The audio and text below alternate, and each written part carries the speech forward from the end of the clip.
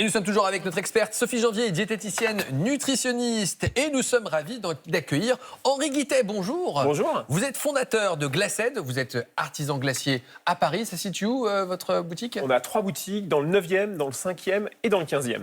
Et bien voilà, 3 raisons d'aller manger des glaces. Et une 4e avec ce livre que vous avez écrit, La glace de nos rêves. C'est publié aux éditions First. Alors vous nous avez amené des petites glaces. Je vous laisse tranquillement peut-être les sortir parce qu'elles ont l'air plutôt pas mal. Ouais. Petit tour de table. Glace versus sorbet. Qu'est-ce que vous préférez, Rime? Glace. Glace. Moi, je suis très gourmande, donc glace. Glace, quel parfum? Pistache, j'adore. Vanille, j'adore. Noisette, j'adore. Voilà. Sophie Janvier. Moi, j'adore la glace au yaourt et le sorbet à la fraise. Glace et yaourt, sorbet à la fraise. Joël? Pas de sorbet, glace, mais pas aux fruits. Seulement parfum, café, chocolat, caramel. Mais j'aime pas avec des fruits. Ah ok, d'accord. Mais une bonne glace chocolat, c'est vrai que c'est bon. Sophie Janvier, est-ce qu'on peut juste, pour bien comprendre de quoi on parle, rappeler la différence glace versus sorbet? En vérité, glace, c'est un terme assez générique qui va rassembler tous les desserts glacés. Mais souvent, dans le langage commun, c'est confondu avec crème glacée. Donc, quand on parle de glace à la vanille, par exemple, c'est un produit qui va contenir de la matière grasse laitière, du lait, de la crème, parfois des œufs.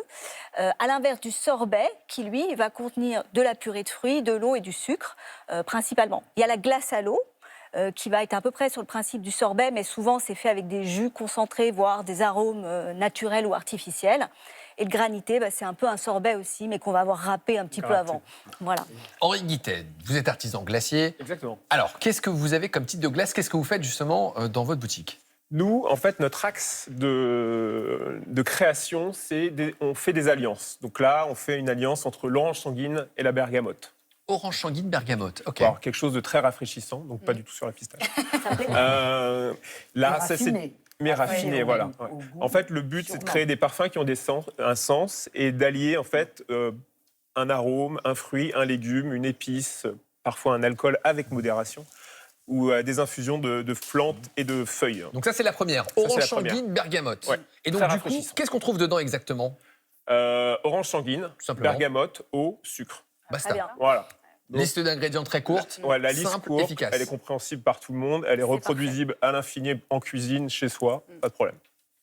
Ça sent très bon. Ça sent un peu. Ah, ça sent très bon. Oh, ça donne envie. Qu'est-ce que vous faites d'autre? Ici, ça c'est framboise, plein fruit, donc plus de 50% de framboise. Citron, donc jus de citron bio, jaune et vert, et sumac.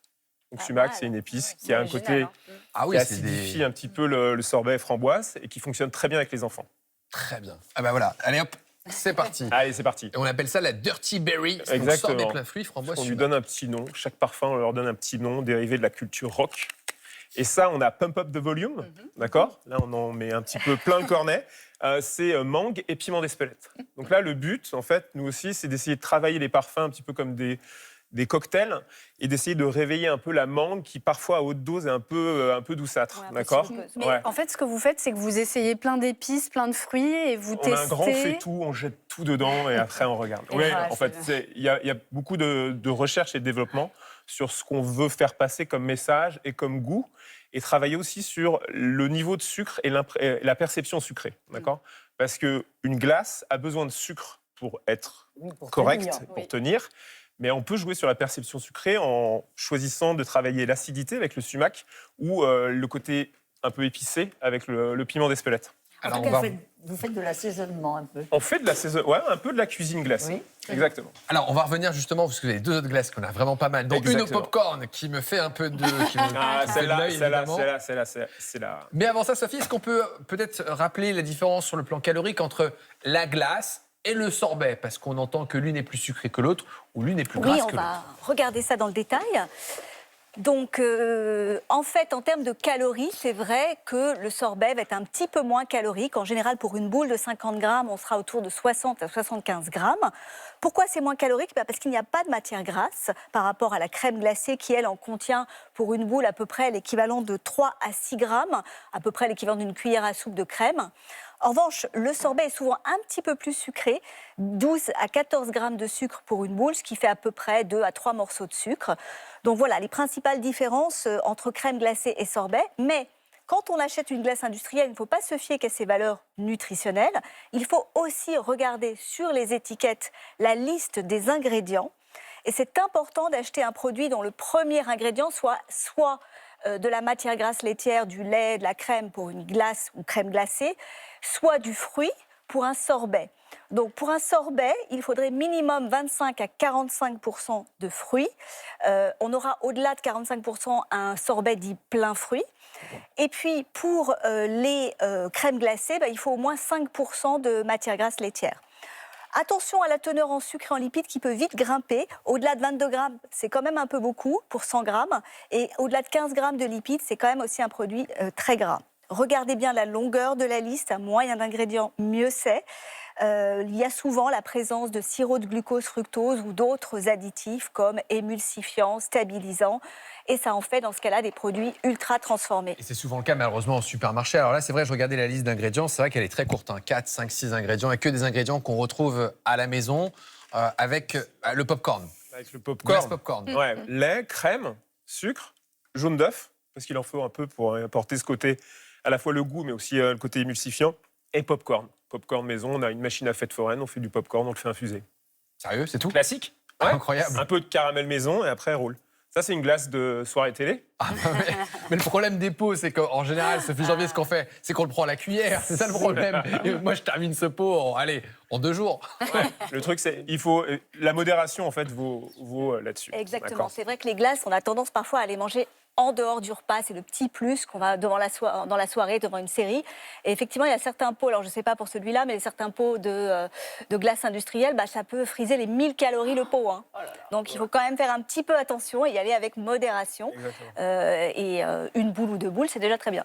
Après, par rapport à un soda, en fait, on a une impression de satiété qui est plus rapide, d'accord? Parce qu'effectivement, on a des fibres, on a des matières grasses, etc. Donc on va moins vite sur notre équivalent sucré. Alors c'est vrai que vous avez des glaces au parfum étonnant avec des associations pour le moins étonnantes, mais on trouve dans votre livre également des associations qui marchent, parce que souvent on se fait vanille, chocolat, c'est classique, mais il y a des associations plus... Voilà, est-ce qu'il y a des parfums qu'on peut associer, des boules de glace? Je vais retrouver le schéma qui devrait pas tarder à arriver. Qu'est-ce qui marche comme parfum? Nous, on aime bien associer, effectivement, on peut associer un yaourt avec notre glace au café et cardamome. Associer un fruit rouge avec une base vanillée, etc., et jouer en fait sur, comme je disais tout à l'heure, les perceptions sucrées et cette impression finale en fait qu'on cherche à avoir en essayant de pas sortir, de sortir du côté très gourmand, hein, et d'éviter de faire pistache, caramel, etc., et d'essayer de composer des choix qui tiennent la route. Dans votre livre, vous avez une association de parfums avec les boules de glace et des lignes qui relient les glaces entre elles. Et on trouve par exemple matcha qui est tendance avec la glace au sésame. Ouais, ça fait une dominante japonaise et qui fonctionne très bien. En fait, matcha, il y a ce côté umami qui est hyper présent, et le sésame beaucoup plus torréfié. Et donc les deux se contrebalancent et ça donne quelque chose qui marche bien. Tout à l'heure, Sophie Janvier, vous avez parlé de yaourt glacé. On a cette question, un yaourt glacé est-il équivalent à un yaourt sur le plan nutritionnel? Alors, en général, un yaourt glacé, on va rajouter du sucre, ce qui n'est pas forcément le cas d'un yaourt qu'on peut manger nature, quoique on peut aussi mettre du sucre. Donc, c'est ça qui va faire la différence. Sinon, sur le plan nutritionnel, le yaourt, ce sera bel et bien du yaourt. Donc, il y aura des protéines, ce sera intéressant. Et il n'y aura pas beaucoup de matière grasse, sauf si on prend un yaourt entier ou grec, qui sera un tout petit peu plus gras. Mais en général, c'est une bonne formule, le yaourt glacé, parce que c'est un peu moins calorique que beaucoup d'autres glaces. Et c'est très bon. Ça dépend ce qu'on met dessus après. Oui, voilà, les toppings et autres, ça peut vite faire grimper. C'est ça qui alourdit la balance calorique, mais qu'est-ce que c'est bon de temps en temps. Il faut également se faire plaisir.